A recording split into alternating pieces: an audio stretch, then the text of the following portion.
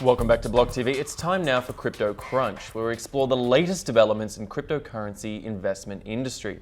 And to do that this week, we're joined again by Lou Kerner, co-founder and CEO at CryptoOracle. Lou, thanks so much for joining us. Hey Asher, great to be here.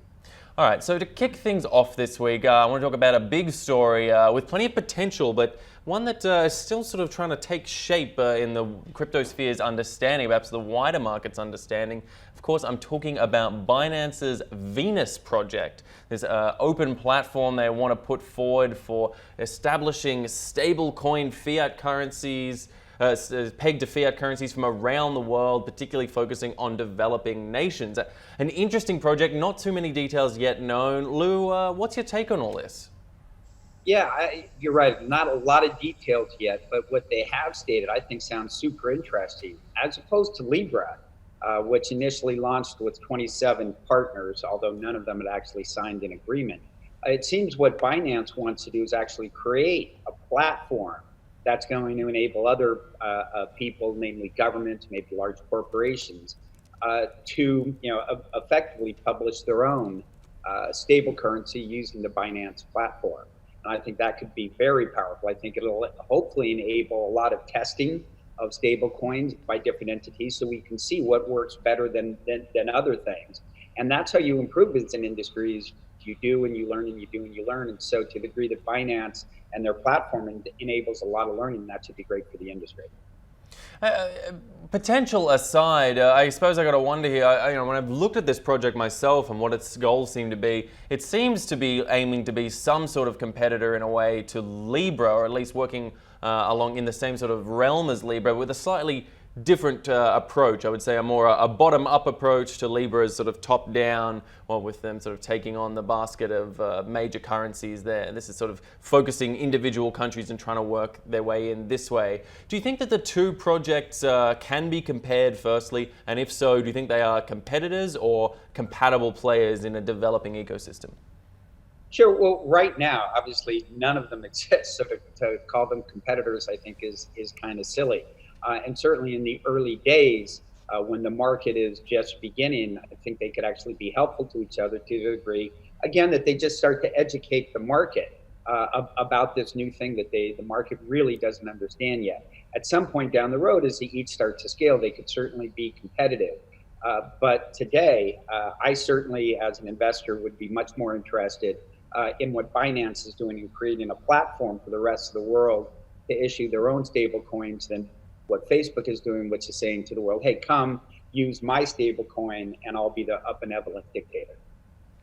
And what do you make of the fact that this has been launched in such relative silence? I mean, Binance is known for its clear announcements, its relative transparency and communication. That's one of the sort of hallmarks of Binance so far. When the hack occurred earlier this year, we had CZ with a camera, video-based AMA straight away, discussing answers, saying what the problems are. And yet here, with this launch, we're getting a very different situation, just a short statement coming out and a bit of criticism coming into play because it was originally announced in Chinese and only a few hours later in English, and apparently there are distinct differences in the language. Do you think this is a different tone for Binance, or do you think there's something deeper going on here? Look, my assumption is, and I completely agree with you, I think one of the hallmarks of Binance has been its transparency, and I think that's part of the reason why it's done as well as it has. And so my assumption here is that they're continuing to be transparent, but what they're doing now that maybe they haven't done before is to talk about what they're going to do in the future instead of announcing something that has a lot more details available to discuss. I think that Binance wants to signal that they're going to be in this marketplace. And what that also does is that open the floodgates for people reaching out to Binance with different ideas. And so that's my guess. My assumption is that they're just signaling, hey, this is coming. If you have ideas, if you want to work with us, why don't you reach out and we can begin talking. And speaking of that, and lastly, before we move on, do you think that a project of this scale that requires so many partnerships, I mean, the idea of working with governments around the world to establish a stable coin based on their specific currency, do you think it's viable? Well, certainly, I think it's a lot more viable, quite honestly, than what Libra is doing. Facebook's problem is they have a $500 billion business that they have to protect. And so they need to go around and ask every government in the world for permission to roll out Libra in their territory. I think what Binance is doing is taking much more of a country by country approach. So instead of needing to talk to 100 plus governments around the world to launch Libra, like Facebook is going to have to do, I think Binance can just go one by one and work with governments or even potentially large corporations to issue their stable coins. Well, it's certainly been an interesting one to see how that does roll out. And as you say, we're speculating here on both Libra and Venus when we haven't seen anything concrete from either, really. So we'll have to see how they play out in reality. But now, speaking of getting governmental permission, of course, we all remember the great ICO boom of 2017. And by and large, the cryptosphere seems to have moved on. But the SEC certainly hasn't. Now they're cracking down on ICO promoters, specifically talking about ICOrating.com, a website that claimed to have unbiased, not paid for analyses of various ICOs as they were coming onto the market. Now has been found out to have actually been taking a pay-for-play model, and the SEC is not letting this go and are taking them to court. What do you make of all this? Look, I think that this is great action by the SEC. What the SEC is doing is they're looking for bad actors. They're not looking for people who necessarily didn't just dot their I's or cross their T's, which oftentimes that's what the regulator does. But in this instance, it looks like they're really going after bad guys. And that's really what they should be doing. They should be giving rules so everybody knows the right way to operate. And then they should be going after not necessarily people who break the rules by accident, but people who are really bad guys, people who are scamming the public. And that really should be what the SEC should be focused on, so it's good that they are. But you were there back in the heady days of 2017, oh, so long ago, Lou. I mean, do you think as it was it such the Wild West that it's sort of appearing to be when looking down the hindsight of history? At the time, did it feel so wild and woolly, or is it only something that can be seen in hindsight? And who should be held responsible for that sort of risk and reward issues and all the elements of bad players in the sphere? Certainly. Well, look, it's always hard to appreciate how incredible a time it is during it, but certainly, the fact that companies without any history of operations could raise $100 million in a few minutes, I think struck anybody with any experience in finance as being completely out of whack with reality. A lot of people say, oh, this is a new thing, it's a new day. But history has shown that financial markets work in a certain way, and raising $100 million without any history and little plan is a recipe for disaster. And so I think today in the United States now we've swung to the other side, which instead of basically anything going on, now to a large degree nothing is going on, and I think that's even more hurtful to the economy than allowing anything to go on, because anything you get a lot of bad actors, certainly, but you get tremendous innovation. And now with the rules as they are, the lack of rules as they are in the US, there's really a lot of stifling of innovation going on. And I think that's even worse.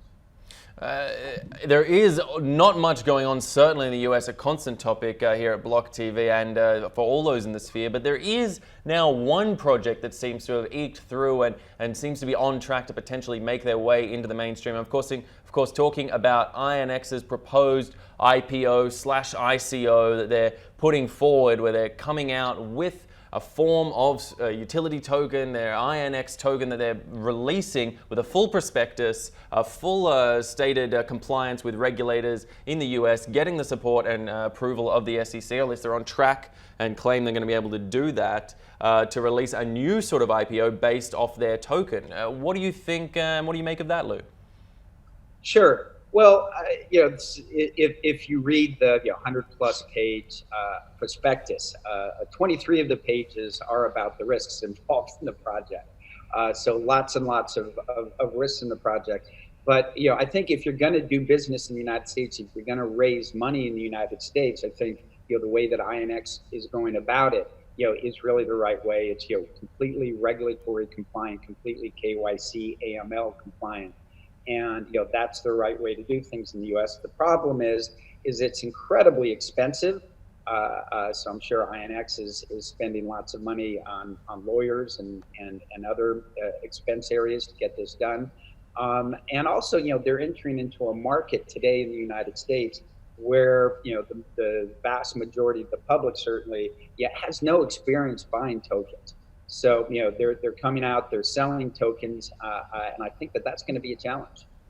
It certainly will be a challenge, and there's one specific element that concerns me in this particular model, IPO, ICO model that INX is putting out there, this idea of the control and corporate governance, because I'm reading the prospectus, I've had a look through it myself, and it's stated clearly that token holders will not be considered equity holders, will not be given voting rights in the corporate governance sense as would a traditional equity shareholder and stockholder. And it concerns me, Lou, because I worry about the trend in the centralizing of corporate governance in the US and how this might be used as a tool by players in the future to continue that sort of executive overreach within governments. Do you have any thoughts about how players might use that sort of power?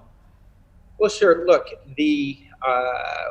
what we know, and part of the promise of crypto, obviously, is that there will be a set of rules embedded in an algorithm. We all know what those rules are, and the rules are immutable unless the community decides to change them. Not you shouldn't have a central figure who can change the rules at will, because the central figures are going to solve for themselves, and that's the problem to some degree with capitalism as we're practicing it, in the United States and elsewhere today.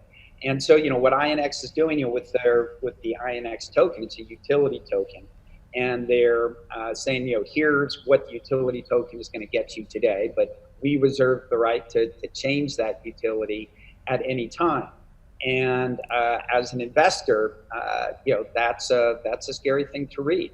So what you're really buying in is on the good faith of INX, and that's not different than what's going on and has been going on in the rest of corporate America and elsewhere for a long time. And I think the promise of crypto is really about decentralization. It'll be interesting to see how this plays out. Could set a lot of the standards and precedents for future sort of modeled launches in the years ahead. So we'll have to look closely at that one if it does indeed go ahead as planned. But lastly today, before I let you go, Lou, can't help but bring up an interesting story that affects yourself. Now, obviously, being the founder and CEO of CryptoOracle, you've now found yourself at loggerheads with software giant Oracle, who claims a trademark dispute. What can you tell us about this, Lou, from the inside? I want to hear from the horse's mouth directly. Sure. Well, Asher, as you know, I published a blog post on Medium a few days ago about the lawsuit. We call ourselves CryptoOracle. We first heard from Oracle in October of 2018 with their claim that we were infringing on their trademark. We had some discussions with them. The last thing we want to do, obviously, is fight with Oracle. That said, we didn't hear from them after January of 2018, and then a couple days ago, we still haven't been served, but we heard about the lawsuit, and we were able to look up the filing of the lawsuit, and it's riddled with mistakes to begin with. I mean, they got our address wrong. We moved more than 6 months ago. They even got what our business is about wrong. So, and most importantly, they claim that we're trading on Oracle's good name and reputation. And that's really the most comical part of the complaint. As we all know, what crypto is about, is solving for the problems inherent in kind of the monopolistic capitalism that we practice today, that Oracle is the poster child of. So, in crypto, what Oracle is doing, I think, is, a lot of people think is actually disgusting.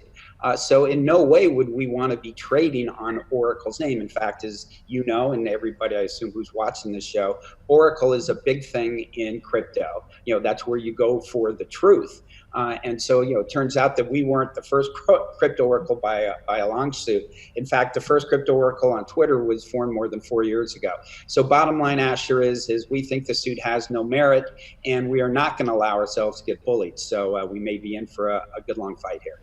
All right, Lou, certainly fighting words, strong words coming back. We'll be very interested to see how that one plays out, and we'll, of course, be looking for updates in the future on how it all pans out. But in the meantime, Lou Kerner, I want to thank you so much for coming on to BLOCKTV again this week and joining us to help break down some of the big issues of the crypto sphere. Thanks so much for being with us. And of course, stay with us at blocktv.com for all the latest in news, information, and the best of analysis. I'm Asher Westrop Evans. Thanks for watching.